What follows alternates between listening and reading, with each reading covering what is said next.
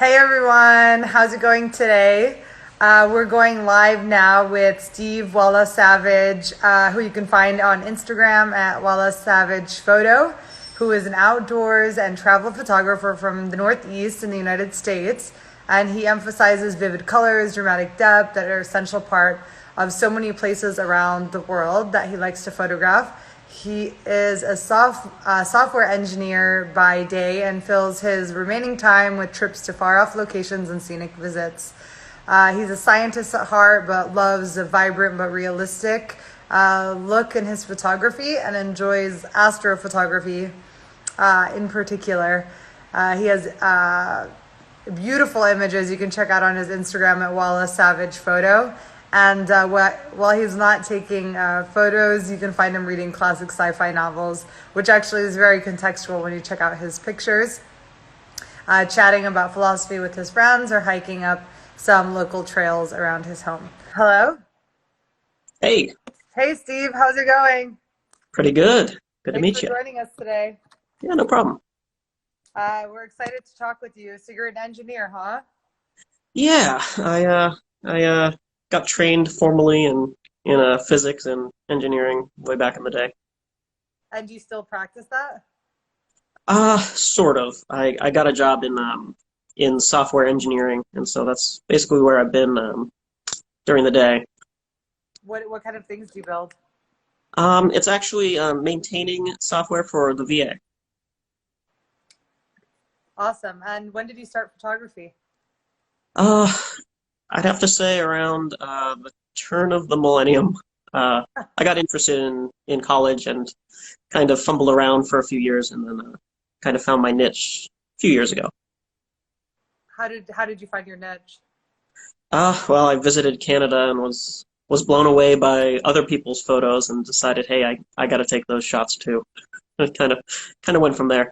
How did you teach yourself how to take like such great shots? Because I look at your photos and I'm like, so many of these are just so like normal scenes that you would see, but you make it look so like magical and beautiful. So Yeah, it's kind of been a lot of trial and error. I like experimenting with things, and if you scroll back a long time ago, you'll see some of my mistakes. But yeah, I'd say just trying things out, seeing what works, seeing what I like and what people like. so how do you know what you like? Like how did you develop what you like? It's that's I think entirely personal. Yeah. I'll kind of like try to get a feel for what I want the photo to be, and you know, aim toward that. Yeah, that's amazing. Tell me about some of like the tools that you use and like what is your gear and like what do So you I do? Or maybe even like primarily, a trip. How do you plan a trip? I know that you like to go on adventures, so. yeah. Well, that's a big topic, but we my wife and I often travel together, and we plan our trips, exhaustively down to the last detail, last minute. We'll often use Google Maps to create extensive pin maps of places and shots that I think would be you know good to capture while we're there. And oftentimes I'll go to other photographers' websites and Instagram pages, and see what they've gotten before and see how I can make it different. As far as gear, I use just basic camera gear. I don't have any super fancy lenses. Just a zoom lens and a macro lens, and astro lenses, and I make them work. Tell me about your like research process. How do you said you like look at other people's, how do you begin to think of ideas? Or is that like a muscle that you practice? Yeah, that's exactly right. It's you kind of get a feel for what places you'll be able to capture the best over time. But I've basically learned that the the biggest tourist attractions are often the hardest to capture in a new way, if that Yeah. makes sense. So we kind of like going off the beaten path a little, and finding an angle that works for me. And then what about post-processing? What do you do? That's I primarily just use Lightroom and Photoshop, pretty much exclusively. Occasionally I'll use some other programs, but those are my tools of the trade. I can accomplish everything I need to with those. How did you learn those? Again, trial and error. I didn't go to school for video or photo editing, so it's just kind of bumping through the menus and figuring out what works. So, like, I mean, the outdoor kind of niche that you have, I feel like there's so many photographers in that space. How have you learned to stand out? I think it's all about finding your own style or creating it. Like I like to bill myself as vibrant yet realistic, which I think is something that a lot of people who want to travel the world want to see. Like you don't necessarily want to see photoshopped images all the time, and that's what I try to convey. But my advice for anyone who's also trying to carve their own niche is just figure out what works for you and strive toward that. Talk to me a little bit about what you mean about vibrant and vibrancy. And Yeah. So in my images, I try to emphasize the things that I think are important. Like an image of fall foliage, obviously the leaves are going to be important, but a lot of it is subjective. So it's really I'm trying to figure out what I and other people would like to see, and usually that's a lot of color. where does the color come from? Like the fall foliage one makes sense, but can you give me some other examples?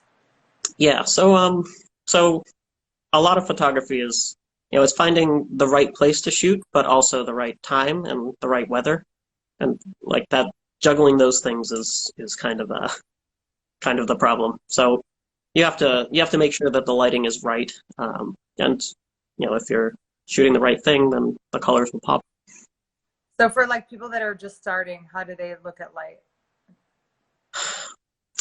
I would say images are clear and vibrant in broad daylight, but if you're really looking to make some spectacular ones, try to get up early or stay up till sunset or longer. Blue hour is also really good. So tell me a little bit about like who you are, like where'd you grow up, and Yeah. So I grew up south of Boston, in a town called Norton. It's a small town. I had one sister, and my parents were there too. And my dad would take me on hunting trips, and I was in Boy Scouts, so I kind of grew up loving the outdoors and never really lost it. Um, it's only recently that photography has been added to the mix, and yeah, I've always loved math and science. That's kind of my thing, and I try to incorporate that into my photos as well, but also the rest of my life. So it's all nerdy stuff all the way down. so you do some things with your photography. Can you tell me about like how you share them with the world? Yeah, primarily Instagram and Facebook. I've got a website. I sell prints there, and I've had a few commissions, requests. So it's pretty much kind of organic, I would say. I'm just kind of trying to show my work via friends, via family, and it's slowly growing. Oh, you have a big network on your social media. Can you tell me about some of the opportunities that come to you naturally, like after you build up that base? Yeah, I'd say more often people are reaching out to me. I've reached out to a handful of tourism boards and vice versa. It's often a mix of both, and it's only grown in the past couple of years. You reach out to them on social media, or Yeah, quite is it often. all on Yeah. Instagram? Like, talk to me about how you work with Instagram, like how you think artists can leverage it better. Well, I can't really speak for other artists, but I'm always just a direct person, and I like direct messaging, so that's pretty much exclusively how I'll contact people. And a lot of these companies and tourism boards are very responsive.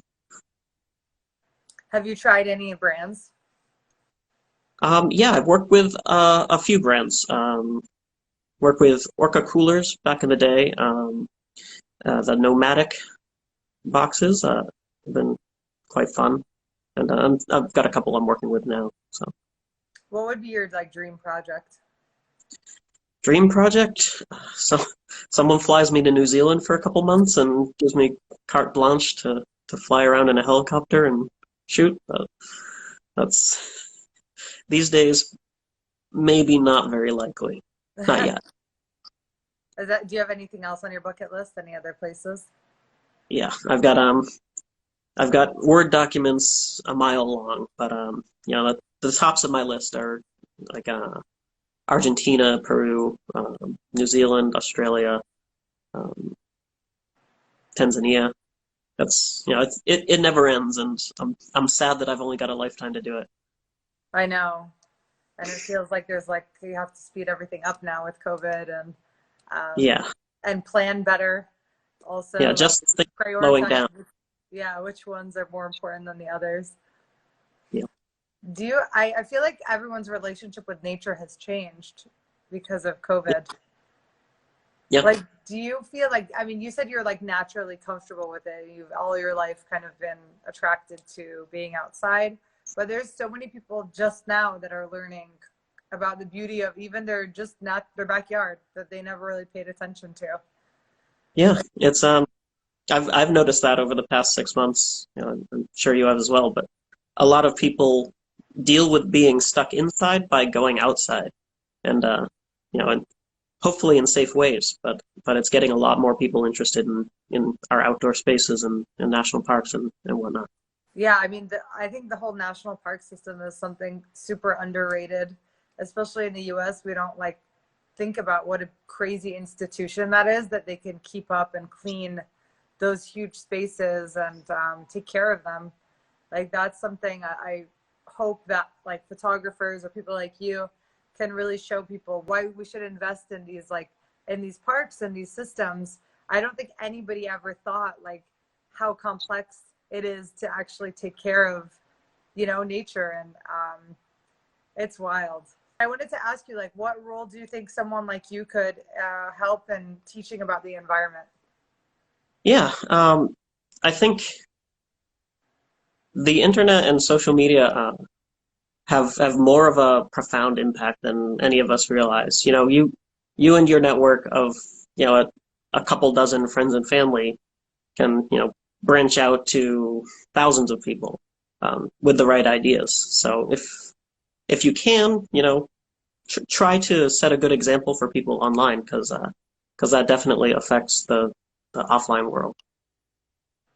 What about the nature and the outdoors and the environment? Like, there's so much debate now about what a human's role is in this Yeah, conversation. yeah. I mean, on the one hand, we've existed for a couple 100,000 years. Um, on the other hand, social media hasn't, and it's only encouraging and quickening the pace that some places get uh, get damaged or affected. But Yeah. I think there's both positives and negatives to it. You can also argue that social media can be more of a help than a hindrance. So Yeah. And what about the conversation about like the environmental damage? What can you do as a photographer? Like when you're posting about a place, like how do you get awareness? Because there's also so many places that we've never seen before and we cannot even imagine. Like I was in Colorado recently and I was like, I had never known that this place existed. And it's unbelievable to me that our taxes or like whatever it is that's keeping these places so yeah, clean and so beautiful. And I'm like, people don't even like, they can't even, it's a whole nother world. So when they see yeah, on Instagram, they look at your Instagram, they can start to kind of understand. And also we have some questions. Our prime minister is working on environmental issues and we try to make new forests every month. So yeah, I mean, it's just a massive conversation. yeah, yeah. I mean, there's the role that governments play. As far as photographers online, it's a tough balance between posting where and how you got a shot and keeping it to yourself. I tend to not advertise as much as I used to where some shots are taken because I know now the impact even a little guy like me can have. So it's important to keep that in mind. What do you mean impact? Like a positive or Uh, negative? I I was talking negative. You don't want to overburden a location that isn't prepared for it. Can you And give that's an what example of like how that would work? yeah, well, a lot of the most popular photography locations, a lot of the big Instagrammers have made them popular.